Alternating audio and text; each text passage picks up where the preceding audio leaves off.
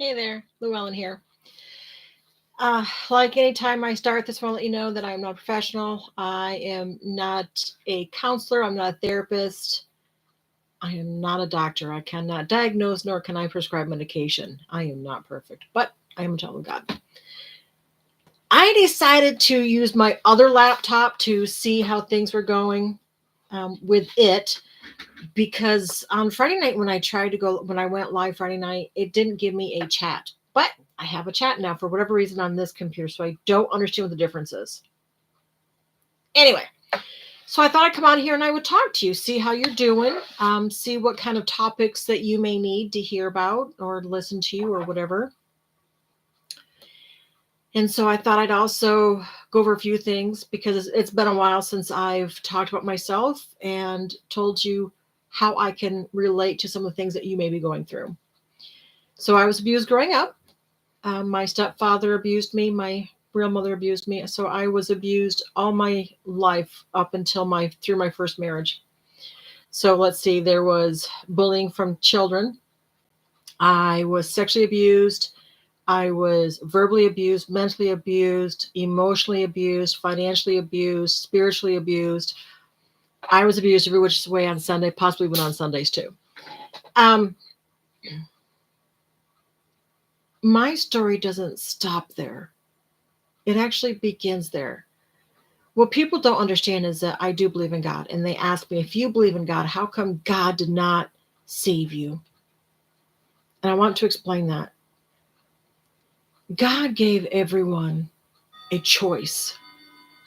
You get to choose how you want to act, react, the words that you say, and the things that you say and do. You just choose that. So when I was born of this woman, I was not always abused until after my father had left. And she had cheated on my father. Both my parents are gone now. My dad's been gone for 2 years and she's been gone for one. I was devastated when dad, had died. But I wasn't always with him because she kept him from me and she always told me that he didn't want me. I didn't find out until my mid-20s that wasn't true. But back to what I was trying to say. Sorry, it's like a squirrel moment there. Sorry about that. Okay, so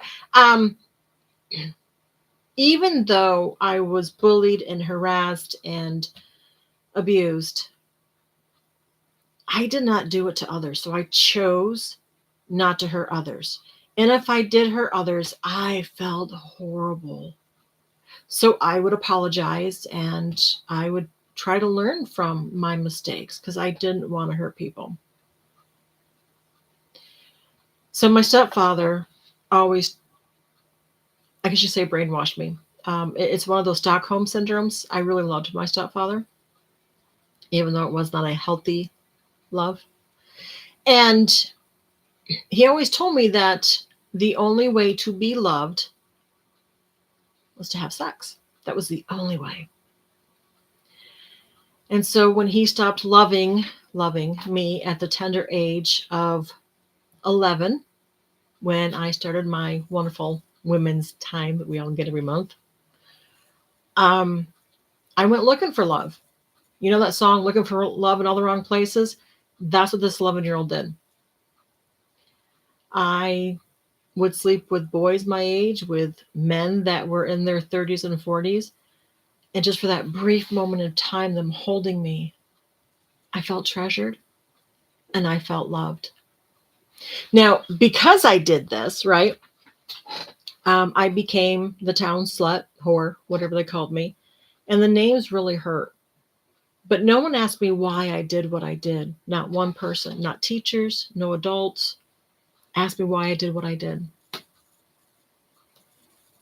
I guess they probably thought that I was rebelling. So I lived through all that. My first husband would beat me, physically beat me.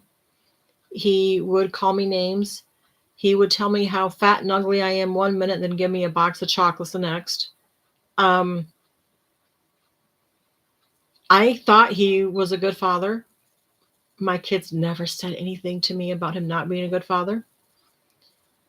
And so I came home from work one day and I never told anyone because I didn't want judgment. They would hate me. They would not understand me. My first husband always try and say things like that people would try to separate us and come between us and break up our family. And after all, you believe stuff like that when you're in it long enough. And so I never told anyone, even though I had a job, I never told anyone about my life with my first husband. Never. Not until after I left him. And so when I came home from work early that day, he had our son by the throat. And you can find all this out in my book called Abused Is What It Is, because it is what it is. I can't change it. I can't go back and change anything from the past. I can only go from here forward and go, okay, do I really want me to do stuff like that to others? And I don't. We all have choices. We can change our mindsets, but we cannot change anyone else.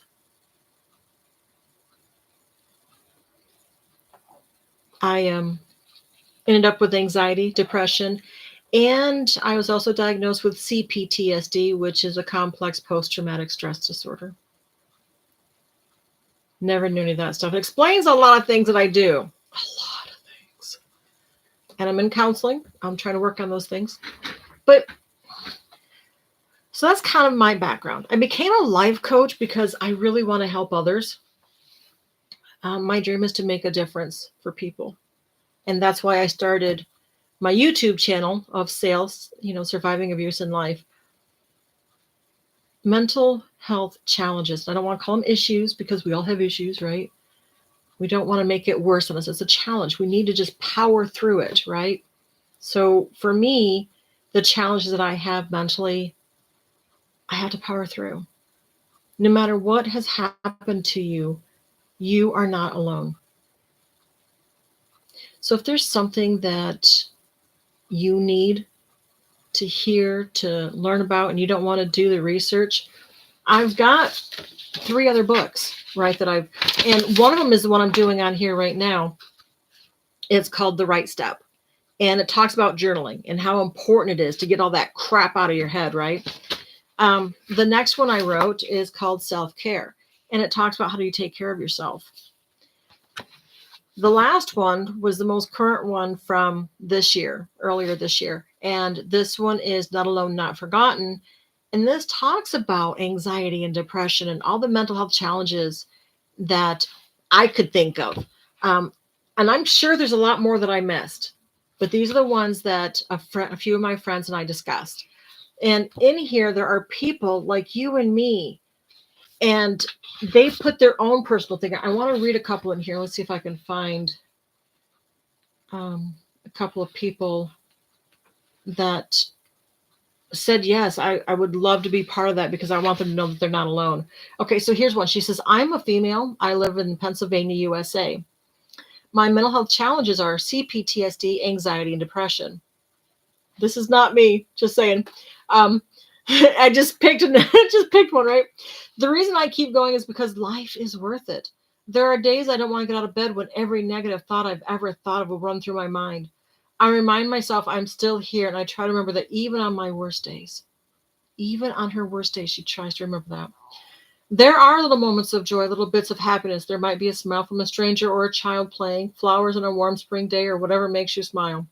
That's why I keep going.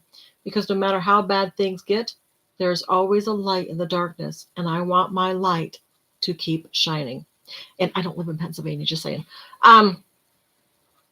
Here's another one. It's a female, lives in Texas, and she has PTSD, anxiety, depression, suicidal thoughts, and insomnia. And the reason she keeps going is because God and her kids. So if you need reasons to keep going, this is probably the book for you to read, because the people that I had talked to do this didn't get paid. I did all of this myself, wrote it all up. And they are anonymous because I didn't want anyone to know who everyone else was. I mean, for me, my book's already out there called Abused It Is What It Is, right? But I wanted others to know they're not alone, that there are people around the world. I even have people in Canada that put stuff in here. Because you're worthy. You are enough. And you are loved. Now, I have another YouTube channel called Mammy's Corner, and I made a mistake. So this morning, I was doing a live for my Mammy's Corner, which is where this comes in. I am loved, I am good, I am kind. And I accidentally went live on here, and I can't move it from here to my Mammy's Corner. And I'm like, crap, how am I going to do that? We all make mistakes. We're all not perfect, and that's okay. So, if there's something that you would like to talk about or that you would like more information about, pop it in the comments, and comments are over here. But anyway, put them in the comments. Let us know. Let me know what you're looking for, what you're needing. And I'm live every Friday. This right here was just a fluke. Actually had time to do something. Um, every Friday night I'm live, and I go over my book of The Right Step. I believe I did chapter 11 Friday night. And so I think I only have 2 more chapters, like 12 and 13, I think. Nope, just 12. So I got 1 more chapter. And then we'll be done with that. And so after next Friday, if there's something special that you want, let me know. Otherwise, I will come up with something else. Just know that you're not alone. If you need anything, any help, find the suicide hotline number, domestic abuse hotline number. If you need those, let me know and I'll find them for you again. It's been a while since I've looked them up, but I can do it. You don't need to live you don't need to live in fear. You have a choice. The people around you are choosing what they want to do. You get to choose what you want to do. They can tell you things, but only you can act or react to them. But what is it that you want?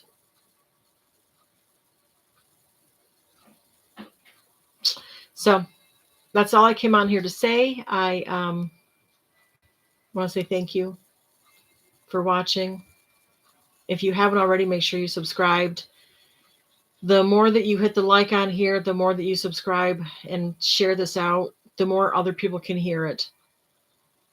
And maybe it might help them. All right, thanks. Have a good night. Remember that God loves you, and so do I.